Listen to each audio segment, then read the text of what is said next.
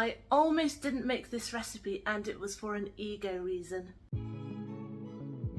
Hi everyone, it's Tash and welcome to another recipe video. And today we're going to make a super easy 5 ingredients pistachio Basque cheesecake. Nearly held up 2 hands there, but then that would be 10. Now the reason why I nearly didn't make this video was because by now pistachio Basque cheesecake has been done. As some of you know, I front load my content, so I'll usually take a few days to batch make a few different things and film it all together, so that when I am sick or when I go on holiday, I'll have a few in advance to post. And pistachio Basque cheesecake was something that was on my list, but further down the line quite a few months ago now. But when it came to the time for me to actually make it, I found that people were already posting about it. You probably know, if you're a foodie, be it a recipe blogger or just a general food blogger, just like any industry, you'll be on the lookout for trends. Basque cheesecake has been hot since just before the pandemic, and it was going through a little bit of revival with a twist late last year. And me myself, I've already done a few twists. I've done a pumpkin spice one, oof, that was good, a matcha one, equally good,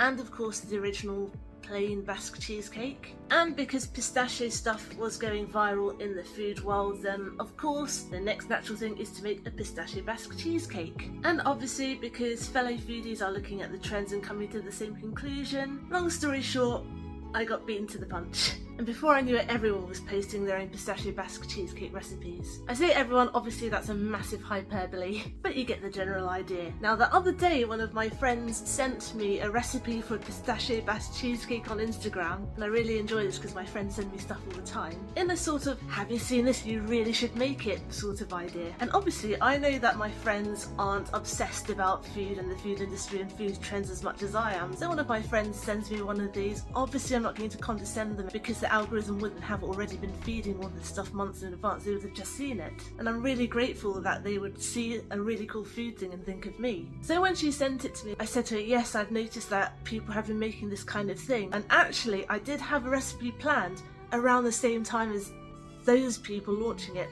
But since they launched it, I don't want to seem like a copycat. Even though there's no such thing as a truly original idea anymore, obviously this was the next natural progression of the Basque cheesecake pistachio fandoms coming together, I just don't want to flog a dead donkey. And my friend quite rightly said, nonsense. If you want to make pistachio Basque cheesecake and you want to eat pistachio Basque cheesecake, do it. Obviously, don't copy the recipe. I mean, needless to say, copying recipes and trying to pass them off as your own is very bad form. Technically illegal too, but there are many ins and outs of what counts as copywriting a recipe and copying a recipe, and what counts as being changed just enough, but that's an argument for another day. I'm not getting into it in this video. Needless to say, I took a good advice, didn't worry about what anyone else is doing and just went for it. I was very lucky though, because when I looked into other people's recipes and I was seeing how they were doing it, I realised actually my idea was slightly different all along. Because the way I'm making this pistachio Basque cheesecake, I feel like I'm saying pistachio Basque cheesecake a lot. The way I'm making this cheesecake is a bit different, because one key ingredient I use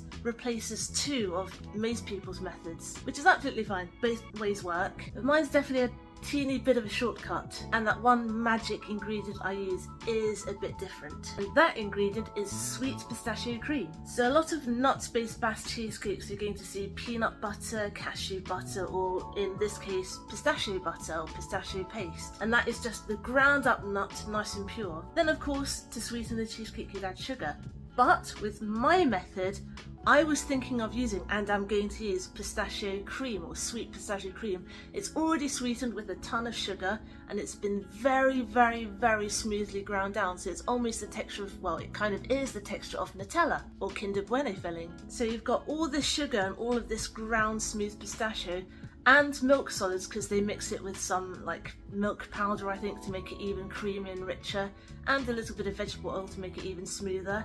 I'm just going to put that in the cheesecake. Kills 2 birds with 1 stone.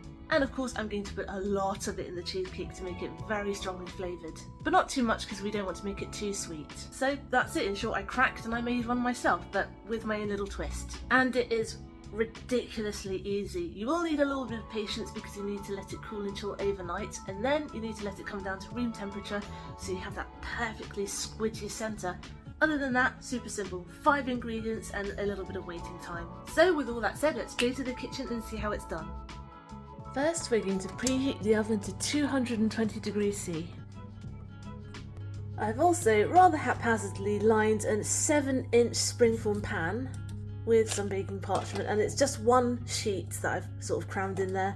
No need to be fancy about this, literally just shove it in there, don't mind the creases. Now we're going to start with 400 grams of full fat cream cheese. Don't use the half fat stuff or low fat stuff. That stuff is full of water, it's going to be very watery and won't set very nicely. Do use the full fat stuff. And now for the magic ingredient, we're going to use 300 grams of pistachio cream. This is sweet pistachio cream, also known as pistachio creme or pistachio crema, sometimes pistachio spread. Make sure it's the one with sugar in it. Don't use pistachio butter or pistachio paste because that stuff is just pure pistachio. Some recipes use it, but then you also have to add sugar. This has a ton of sugar in it, so we're not going to have to add any extra sugar. This is your all-in-one. So this is basically made out of pistachio paste, and it's been very, very, very, very finely milled, so it is super smooth, and it has some milk powder and sugar and some vegetable oils mixed in this. So it is like silk and yes, very sweet, so we won't have to add any additional sugar. So this pot here is 200 grams. Since we need 300, I'm going to use a pot and a half. And look at how smooth that is.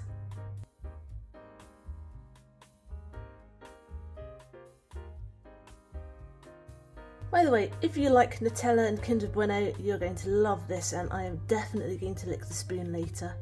And we're simply going to give these two a good old stir together.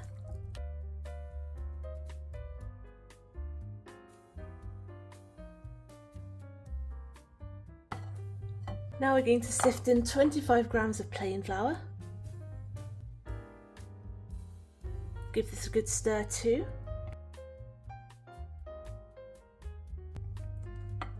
Now I'm going to add in 4 eggs, which I've beaten. You don't have to beat them first, but I just felt like it. Give this a good stir up.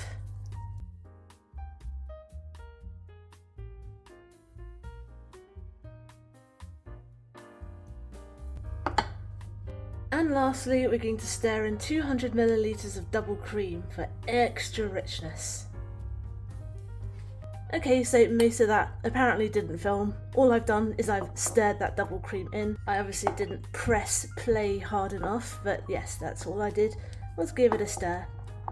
And we're pretty much done now anyway. And this is it. This is our Pistachio Basque Cheesecake mixture. Now the reason why I used a wooden spoon and not a balloon whisk or even an electric whisk is because I want this super creamy and smooth, and I don't want it aerated full of bubbles, and there are already a few little bubbles because you can't avoid that when you're stirring, but you'll get even more if you use a whisk, so we want to avoid that. So just stick with your wooden spoon. It's only that little bit more work. Now we're going to bring back our tin, which I've actually popped on the little tray here because I find it a little bit easier to work with. And we're going to pour our cheesecake mixture straight in.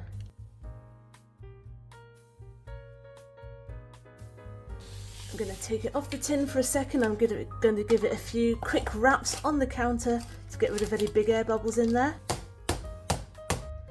And now we're going to bake this, depending on how soft you want it in the middle, for 30 to 40 minutes. I'm just going to do 30, maybe 35, because I want it to be gooey in the centre when it comes to serving it. So I will see you then. Oh my, oh my, oh my, oh my. Okay, this is straight from the oven, it's red hot, and look at this jiggle. Obviously we still want a little bit of jiggle, a little bit of wiggle in that centre, and when it's set, it will still set, but it will be very creamy and soft.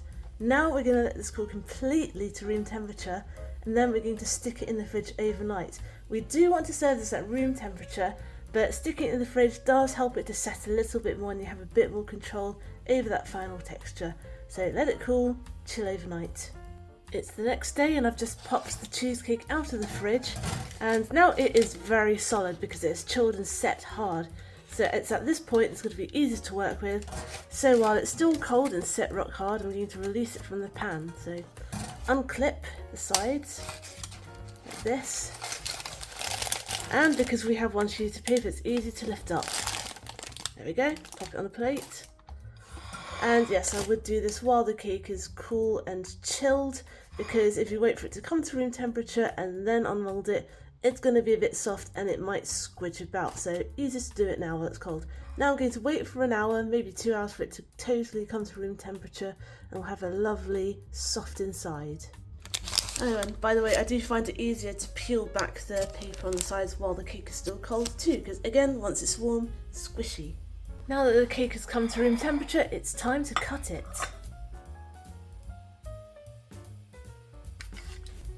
I'm going to use an angled palette knife to kind of slide it out, because whenever I use a knife it always stabs the paper instead. Oh my gosh. Doesn't that look just utterly delicious? Look at that golden burnt top, perfect burnt Basque cheesecake. And look at that creamy centre as well. That's absolutely what we want. Right, let's do well, I need to do a thumbnail first and then we're going to spoon into this. Before I do the slow-mo. Ah, look at how creamy and shiny it is. This is why you want it to come to room temperature, so it goes a little bit gooey in the centre again. Right, I'm going to take a dig out of it now.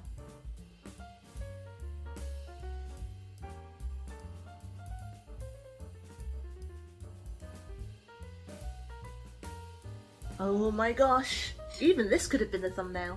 The caramelised cheesecake and pistachio smell is absolutely murdering me, so I'm going to just go ahead and take this bite that I've scooped out of the middle. Cheers!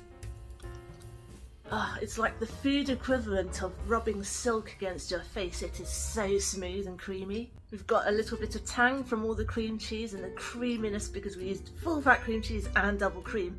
And there was milk powder in the pistachio cream as well. Lovely natural pistachio flavour. And I like that it's quite a subtle nutty dark green as well. No artificial colouring needed. And then we've got the caramelised borderline burnt top and sides. This is after all why it's called a burnt Basque cheesecake, that's its full name, because we don't have a cheesecake crust and it is cooked in a high oven so that all around the sides seizes and kind of becomes its own crust and has a very deep caramel flavour, but not quite burnt, it's just bordering on that. Obviously we don't want it burnt to a char, but lovely dark brown. I'm going to have some of the crust actually.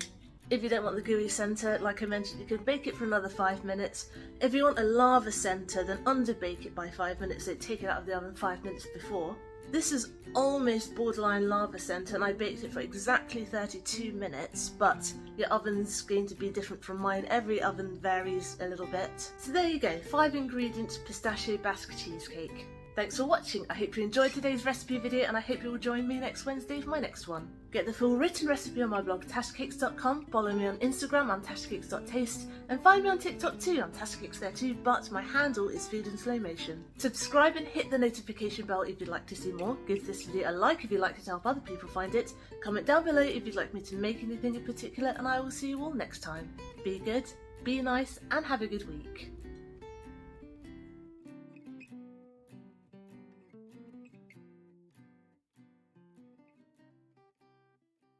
Cool, blimey, the urge to just take a big spoon and hollow out the main big cheesecake is real.